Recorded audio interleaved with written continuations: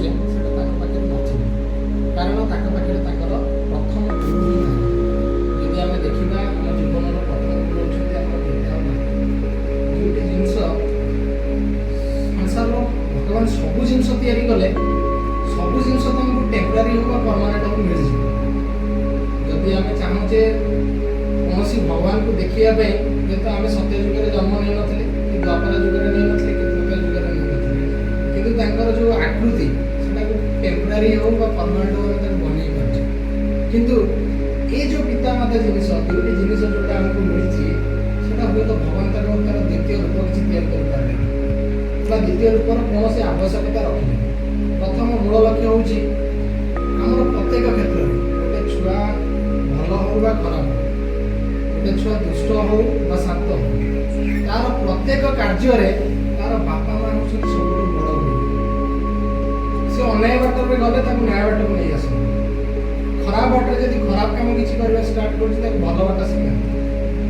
ଆମେ ଆଜିକାର ସାମାଜିକ ଯେଉଁ ଆଧୁନିକ ଯୁଗରେ ଅଛେ, ଆମେ ବର୍ତ୍ତମାନ ପ୍ରତ୍ୟେକ ଲୋକ ଶୁଣୁଥିବା ମୁଁ ଷ୍ଟ୍ରେସ୍ରେ ଅଛି, ମୁଁ ଟେନସନ୍ରେ ଅଛି, ମୁଁ ମୁଣ୍ଡ କାମ କରୁନି, ବୁଝିହେଉଛି ନା ନାହିଁ। ଆମେ ବର୍ତ୍ତମାନ ଏମିତି ଜାଗାରେ ପହଞ୍ଚି ଗଲେଣି ଯେଉଁଠି ଆମକୁ ଶାନ୍ତି ବାତାବରଣ ଆମ ପାଖରେ ପହଞ୍ଚିବ।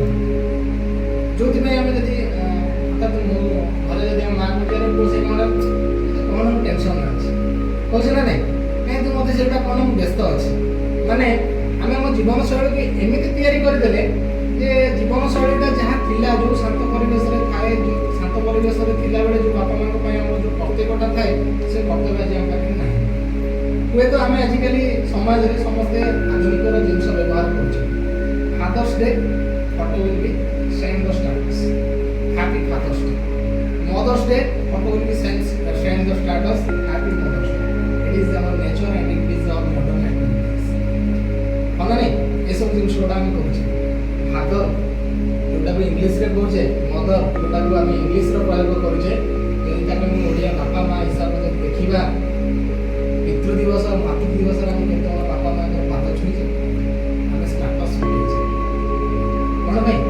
ସମାଜ ଦେଖୁ ମୋ ବାପା ମାଆଙ୍କୁ ମୁଁ ଏତେ ଭଲ ପାଉଛି ଥ୍ରୋ ଦ ମିଡ଼ିଆରେ ଦେଖୁ, କିନ୍ତୁ ନୁହେଁ ଫିଜିକାଲି, ମାନେ ଯେଉଁଟାକି ଆମେ କହୁଛେ ମାନେ ବାସ୍ତବିକ ଚିତ୍ରରେ ଆମ ବାପା ମାଆଙ୍କ ସହିତ ଆମେ କେତେ ସୁଦୃଢ଼ ସମ୍ପର୍କ ଅଛି ବା ଆମେ ତାଙ୍କ ସହିତ କେତେ ଜଡ଼ିତ ଅଛେ, ତାଙ୍କ ସହିତ ଆମ ଭିତରେ ଯେତିକି ଭଲ ପାଇବା ଅଛି ଆମେ ତାକୁ ସେଇଟା ଦେଇପାରୁଛେ ନା ନାହିଁ, ସେ ଜିନିଷ ଉପରେ ଆମେ ଟିକେ ପ୍ରାଧାନ୍ୟ କରିବୁ।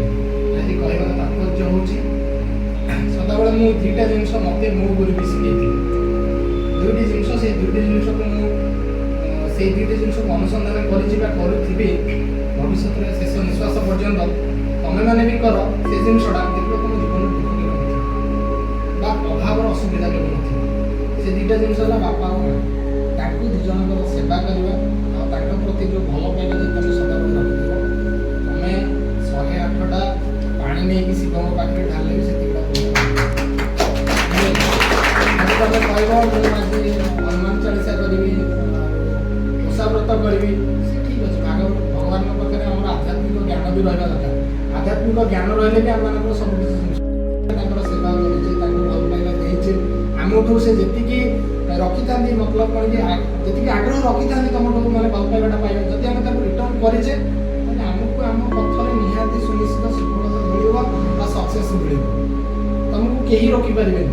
ସଂସାର ଏମିତି କୌଣସି ଶକ୍ତି ନାହିଁ ଯିଏ ବାପା ମାଆଙ୍କ ସହିତ ଜଡ଼ିତ ହେଇକି ଅଛି, ବାପା ମାଆଙ୍କୁ ଭଲ ପାଇବା ଦେଇଛି, ବାପା ମାଆଙ୍କୁ ବ୍ୟବହାର ଦେଇଛି, ତାକୁ କୌଣସି ମାନେ ଶକ୍ତି ନାହିଁ ଯେ ତାର ପଛକୁ ଟାଣିକି ରଖିବ ତା ସକ୍ସେସ୍ ପଥରେ ଛୁଟିବ। ପ୍ରଥମ କଥା ଏହା। ଦ୍ୱିତୀୟ ହେଲା ଆଜି ଆମେ ଯେଉଁଥି ପାଇଁ ସବୁ ଏଠି ଦଣ୍ଡାୟମାନ ହେଇଛେ, 1888 ମସିହା ସେପ୍ଟେମ୍ବର 5 ତାରିଖରେ ଡକ୍ଟର ସର୍ବପଲ୍ଲୀ ରାଧାକୃଷ୍ଣ ଜନ୍ମଗ୍ରହଣ କରିଥିଲେ। ସେ ଏତେ ଭାଗ୍ୟବାନ, ସେ ଏତେ ବଡ଼ ଦାର୍ଶନିକ ଯେ ଭାରତରେ ଏତେ ବଡ଼ ମହାନ ମାନେ ସାଧୁସନ୍ଥ ଦେଶ ମଧ୍ୟରେ ସେ ଜନ୍ମ ନେଇଥିଲେ ଆଉ ସେଇ ଜିନିଷଟାକୁ ସେ ପାଳନ କରିଥିଲେ। ଆମେ ଆଜି ଯଦି ତାଙ୍କୁ ମନେ ପକାଉଛେ, ତାଙ୍କୁ ପୂଜା କରୁଛେ, ତାଙ୍କ ପ୍ରତି ଆମର ଯେଉଁ ଭଲ ପାଇବା ସ୍ନେହ ଆଜି ଯଦି ଦେଉଛେ, କେବଳ ଗୋଟାଏ ଜିନିଷ, ସେ ଜଣେ ଭଲ ଗୁରୁ ଥିଲେ, ଭଲ ଦାର୍ଶନିକ ଥିଲେ, ଭଲ ବ୍ୟବହାର କରିଥିଲେ ତାଙ୍କ ପିତାମାତା, ସେଥିପାଇଁ ଆମେ ଆଜି ପୂଜା କରୁଛେ। ଆମେ ଯଦି କାଲି ସେଇଭଳିଆ ଜିନିଷ ସାମାଜିକର ଗଣମାଧ୍ୟମ ହଉ ବା ସାମାଜିକର ଡେଭଲପମେଣ୍ଟ କରିବା ପାଇଁ ଆମ ଦିମାଗରେ ଯଦି ଭର୍ତ୍ତି କରିବା, ଆମ ବାପା ମାଆଙ୍କ ସହିତ ଭଲ ପାଇବା ରଖିବା, ତାହେଲେ ଆମେ ବି କେଉଁଦିନ ଏମିତି କୋଉଠି ପୂଜା ପାଇବା ବା ଆମ ପାଇଁ କିଛି ଲୋକ ସ୍ମୃତି ରଖିବେ। ତ ତାଙ୍କରି ଯୋଉ ଜ୍ଞାନ ବା ଯୋଉ କୌଶଳ, ଜଣେ ଗୁରୁ କେବଳ ଗୁରୁ ହେଇଗଲେ ହବ ନାହିଁ। ଯେମିତିକି ଆମର ପିଲା ଏବେ କହିଲେ ଯେ ଦୁଇଟି ଜିନିଷ ତମେ ଆମେ ବି ଆଗରୁ ଜାଣିଛେ, ଗୁରୁ ଆଉ ଗୁରୁ। ଦୁଇଟା ଜିନିଷରୁ ଆରମ୍ଭ ଗୁରୁ। ଗୁରୁ ହେଲେ କ'ଣ? ଅନ୍ଧକାର। ଅନ୍ଧକାର ମାନେ କ'ଣ? ଅଜ୍ଞାନ। ଅଜ୍ଞାନ ମାନେ କ'ଣ? ଆମକୁ କିଛି ଜଣା ନାହିଁ। ଆମେ ଯେତେବେଳେ ଜନ୍ମ ନେଲେ ଆମକୁ କ'ଣ ଜଣାଥିଲା? କିଛି ଜଣାଥିଲା? କେବଳ ଗୋଟାଏ ଜିନିଷ ଜଣାଥିଲା, ସେଟା ଭଗବାନ ଦେଇଥିଲେ କାନ୍ଦିବା। ଛୁଆ ଜନ୍ମ ହେଲା ପରେ କୁଆ କୁଆ କରିବା ଷ୍ଟାର୍ଟ କରିଥିଲେ, ସେଟା ଭଗବାନ ଦେଇଦେଇଥିଲେ।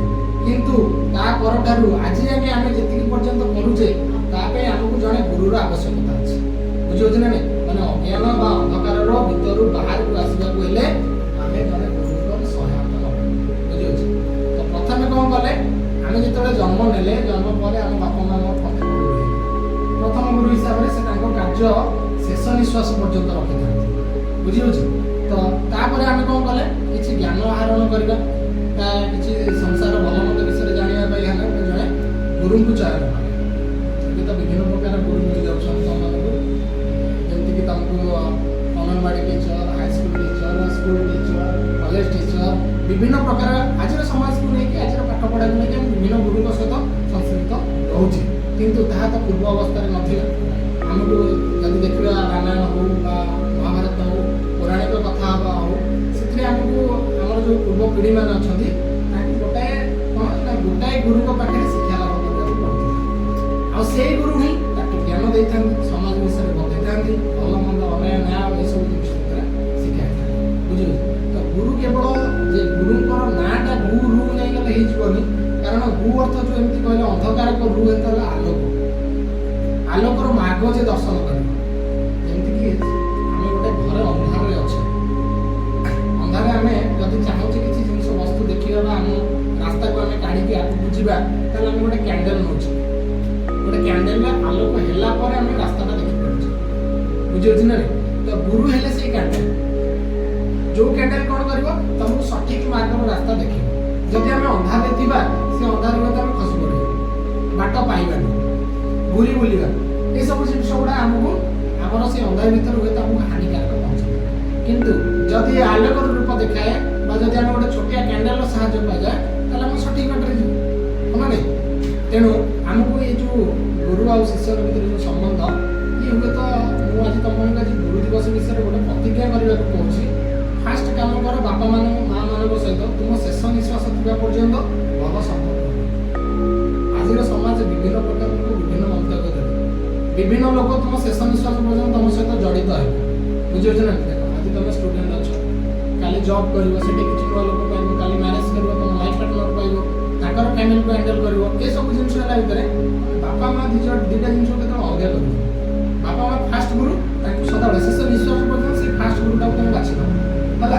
ଦ୍ୱିତୀୟତଃ ରହିଲା ଯେଉଁ ଗୁରୁମାନେ ଆମକୁ ଜ୍ଞାନ ଦେଇଛନ୍ତି, ଯେଉଁ ଗୁରୁଙ୍କ ଲାଗି ଆମେ ଆଜି ଆସିକି ଏଇ ଜାଗାରେ ବସିଛେ, ଆଗକୁ ଭବିଷ୍ୟତରେ କୌଣସି ଜାଗାକୁ ଯାଇପାରିବା, ସେଇ ଗୁରୁକୁ ଗୋଟାଏ ଦିନ ହଉ ପଛକେ ଆମେ ତାଙ୍କୁ ମନେ ପକେଇବା।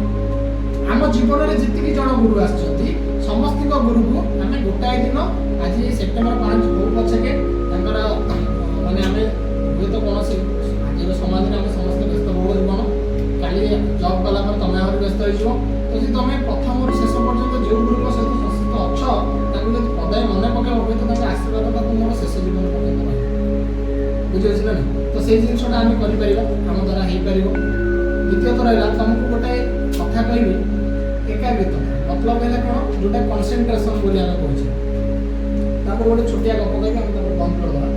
ସେ ଗପଟା ହେଉଛି ହୁଏତ ତମମାନଙ୍କ ପାଇଁ କିଛି ଜିନିଷ ଡେଭଲପମେଣ୍ଟ ପାଇଁ ସାହାଯ୍ୟ କରିବ।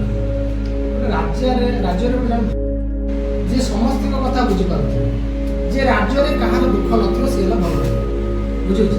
ସେଭଳି ଜଣେ ରାଜା ଥିଲେ। ସେ ରାଜାଙ୍କର ଜଣେ ସେନାପତି ଥିଲେ। ସେ ସେନାପତି ଯୁଦ୍ଧ ଅସ୍ତ୍ରଶସ୍ତ୍ର ଚଳାଇବାରେ ପ୍ରାଣ ଦେଲେ। ବୁଝିଲେ? ତାଙ୍କୁ ନେଇକି ରାଜା ସଦାବେଳେ ଗର୍ବ କରନ୍ତି। ଯେମିତିଆ ସେନାପତି ରଖିଛି, ହୁଏତ ଏ ଯେଉଁ ବ୍ରହ୍ମାଣ୍ଡରେ ବ୍ରହ୍ମା ତିଆରି କରିଥିବା ସଂସାର ଭିତରେ ସେ ନାହିଁ, ସେମିତିଆ ସେନାପତିଟେ କେହି ପାଇବେନି। କାରଣ ସେ ସେନାପତି ବି ସେମିତି ତୀକ୍ଷ୍ଣ ଥିଲେ, ଭାରି ଏକାଗ୍ରତା ଥିଲେ, ବହୁତ ଯୁଦ୍ଧ କରିବା ପାଇଁ ସେମାନେ ଆଗକୁ ଆସୁଥିଲେ।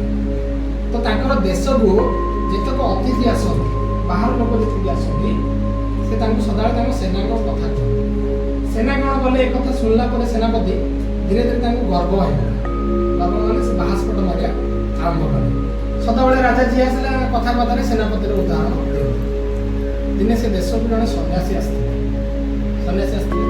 ସେ ସନ୍ନ୍ୟାସୀଙ୍କର ସେବା ରାଜା କରୁ କରୁ ସନ୍ନ୍ୟାସୀଙ୍କୁ କହିଲେ, ଆଜ୍ଞା ମୋ ପାଖରେ ଜଣେ ଯୁବ ସେନାପତି ଅଛନ୍ତି, ବହୁତ ବଢ଼ିଆ ବନ୍ଧୁକ ଚଳାଉଛନ୍ତି, ଗୋଟାଏ ଲକ୍ଷ୍ୟରେ ତାଙ୍କର ଲକ୍ଷ୍ୟ ଭେଦ ହେଇଯାଉଛି।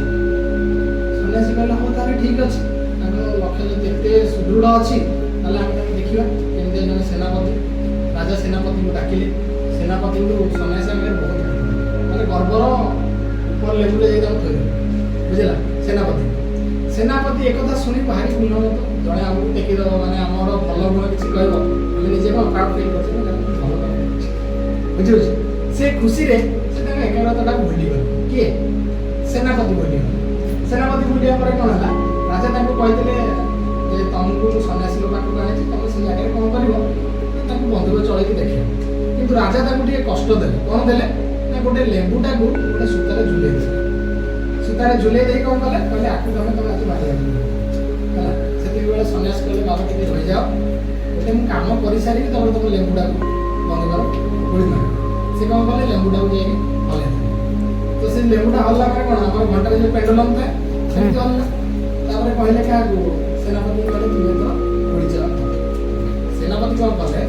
ଯେତେବେଳେ ଗୁଳି ଚଳେଇବାକୁ ଗଲେ ତାଙ୍କ ମନରେ ଭାରି ଗର୍ବ ଥିଲା। ସେ ଜୀବନରେ କେବେ ହାରି ନାହାନ୍ତି, ଆଜି ବା କେମିତି ହାରିବେ? ବୁଝିପାରୁଛି ନା?